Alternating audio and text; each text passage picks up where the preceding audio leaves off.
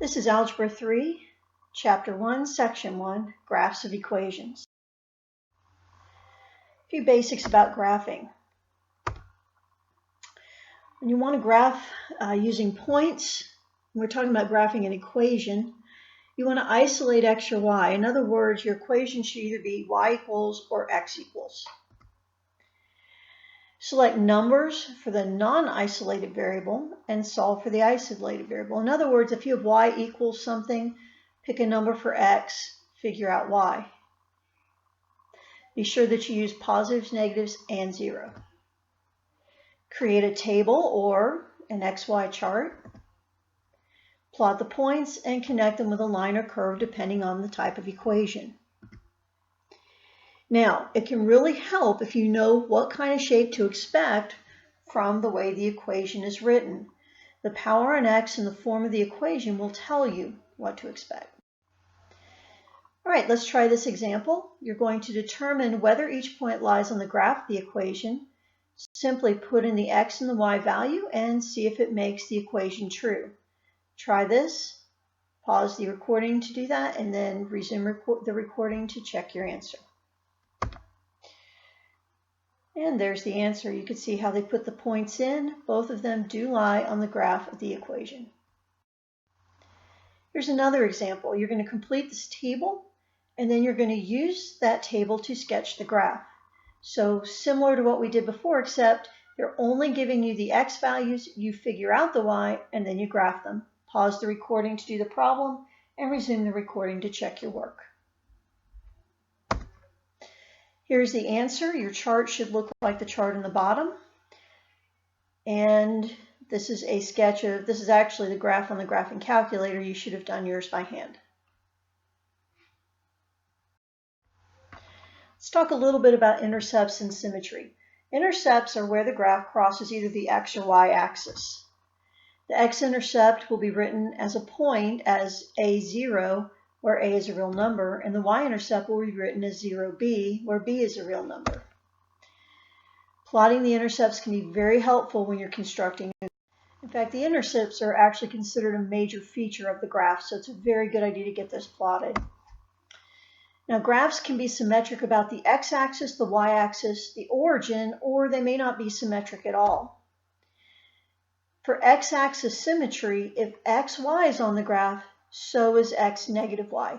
What this means is if you folded your graph on the x-axis was the crease of the fold, the two halves would match perfectly.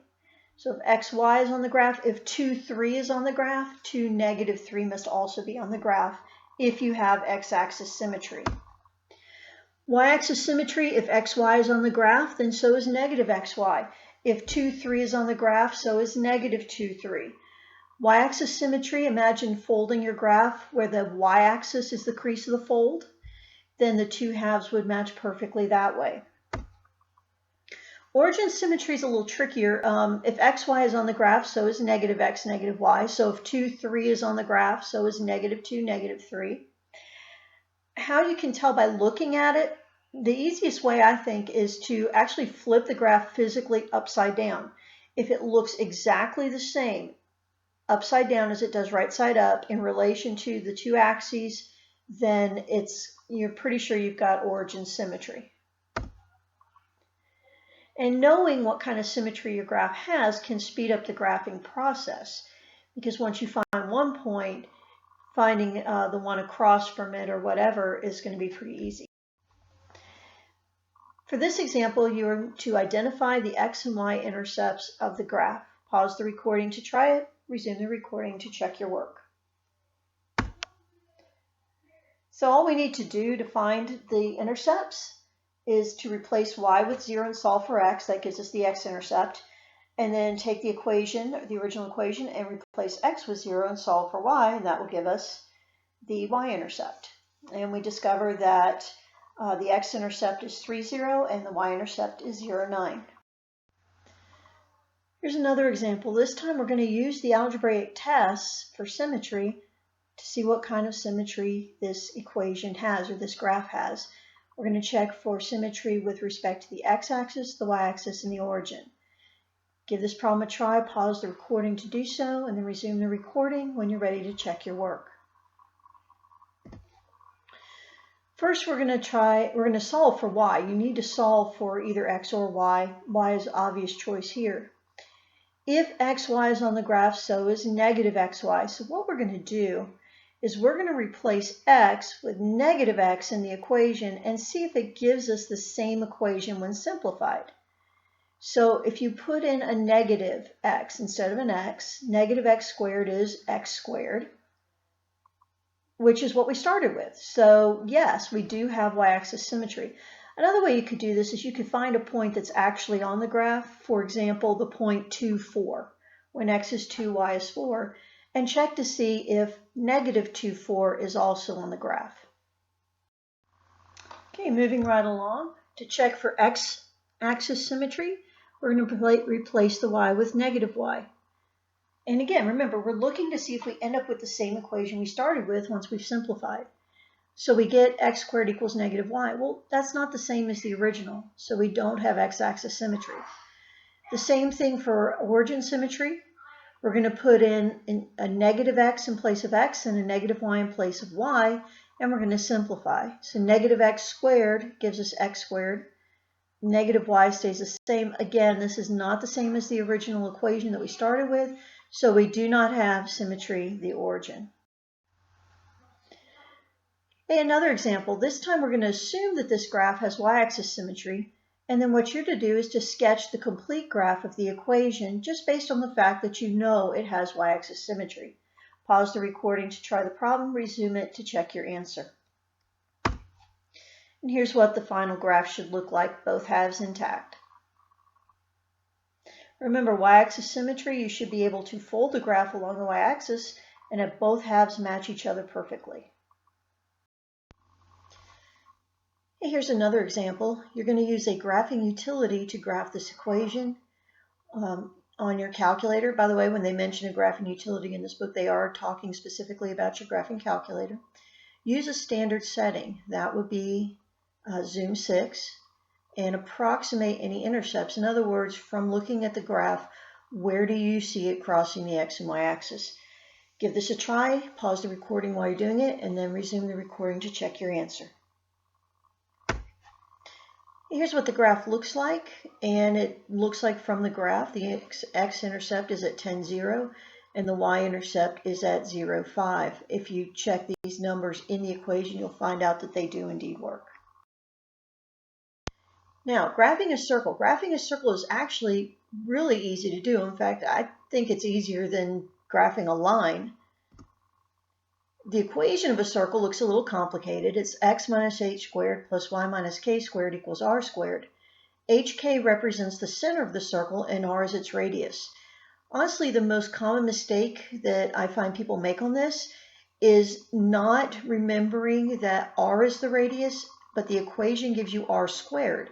So to get from the equation to the radius, you need to take the square root. That's really one of the most common mistakes. To graph an equation, all you have to do is first locate its center, which is hk. H is the x value, k is the y value, and then plot 4 points out from that center a distance of r. So let's say r is 5. You're going to find the center. You're going to go 5 to the left, 5 to the right, 5 up and 5 down, and then you're going to connect those points. Now, not with a line, with a curve, so it actually does make a circle. Okay, a word about problem solving. There's many ways to approach a problem. The book will focus on 3. First of all, numerical. A numerical method of problem solving is to make a table or a chart in order to solve the problem, like an XY chart when we're trying to graph. Graphical, make a graph to solve the problem, and then use the features of the graph. And then algebraic. Algebraic is creating an equation and then using algebra to solve the problem. We may use one of these, we may use all 3 in a single problem. Now, we're going to write the standard form of the equation of the circle with the given characteristics. If you've forgotten the formula for a circle, go back and get that. You're going to need it, and then plug in the numbers for the center and the radius. Pause the recording to do this, Resume the recording to check your answer.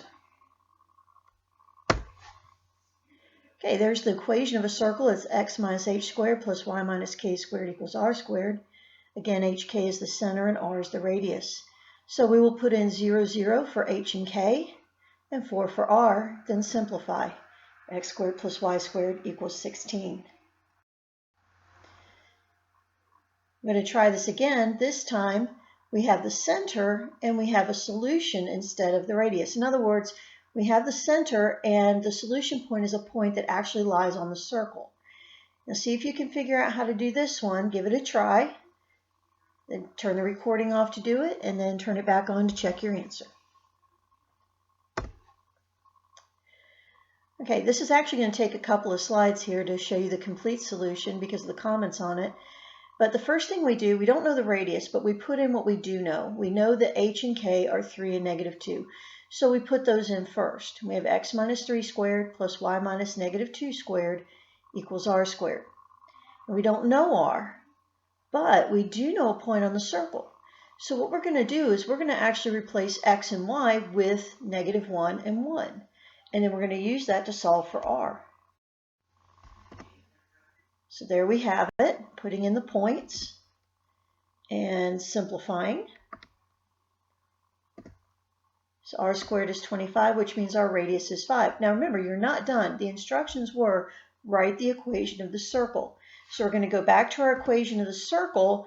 We're going to put x and y back in. We're going to get rid of that point. We're going to have negative 3 and negative 2 for the center, and then 5 for the radius. And there's our final equation, x minus 3 squared plus y plus 2 squared equals 25. This one's a little bit different. Again, we're going to write the standard form of the equation of a circle, but this time they're giving us the endpoints of a diameter. Now you need to remember something about the diameter of a circle. It always goes through the center. So thinking about that, see if you can come up with a way of finding this equation just given the endpoints of the diameter. Turn the recording off to try it and back on to check. Okay, the center is going to be the midpoint of the diameter. Well, we remember the midpoint formula, so we're going to use that. We're going to find the midpoint of 0, 0, and 6, 8. And there we have the process, the formula, then putting in the numbers, and we get 3, 4. 3, 4 is our center. Now we know a center, and we know a point on the circle, so we're going to do what we did with the last example, and we're going to use that to find the radius. So we put in the 3, 4, and we're going to solve for r squared. Why did I use 0, 0? Simply because it was the easier of the 2 points to use. You could use either one you want. So continuing the problem, we have that r squared again is 25. I promise not all circles have a radius of 5. And there's our final equation. This time they're giving us the equation and they want us to find the center of the radius and then graph it. This is probably the easiest thing to do with a circle, aside from when they give you the center and the radius and you write the equation. This is actually pretty easy to do. Turn the recording off or pause it, try the problem, and then resume it to check your answer. Okay, we've got the equation x minus h squared plus y minus k squared is r squared. So looking at the equation, h has got to be 0, k has got to be 1, and r has to be 1. R squared is 1, so r is 1. So our center is at the point 0, 1. Our radius is 1. So we're going to put the center at 0, 1, and we're going to count 1, left, right, up, and down, and connect those points in a curve to make a circle. And finally, we have a word problem, an application problem. Okay, we have an equation there that helps to determine life expectancy. And it's going from the years, the equation was developed from the years 1930 to 2000. Notice that T represents the years between 30 and 100. In other words, when you put in the time, you're not going to put in 1930 or 1945. you're going to put in 30 or 45, and then 2000 will be represented by the number 100. It says to use the graph to determine the year when life expectancy was about 76 and verify your answer algebraically. So you're going to graph the equation first, find that answer, and then put it in the equation to make sure it works.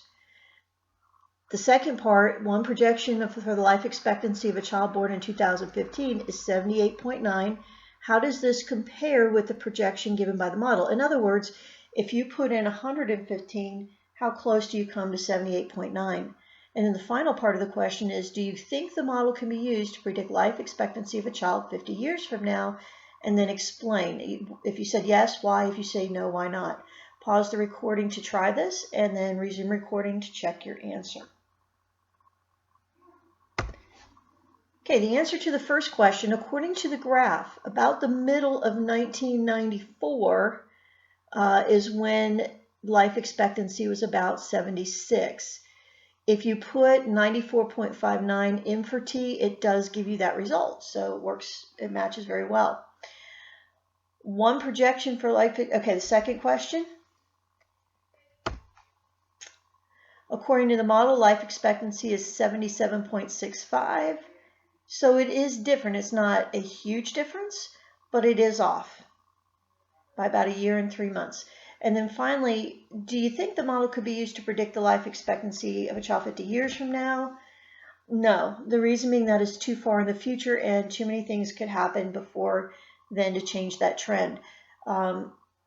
Predicting or having trends, having equations that model trends like life expectancy or prices or things like that can be very useful. The problem is that they cannot be used to predict the future because life has too many variables in it and things can change too much. So you never want to use a model like this to project too far into the future. In fact, just going 15 years, the model is already off by more than a year. So no, it's too far in the future. Too many things could happen to change it.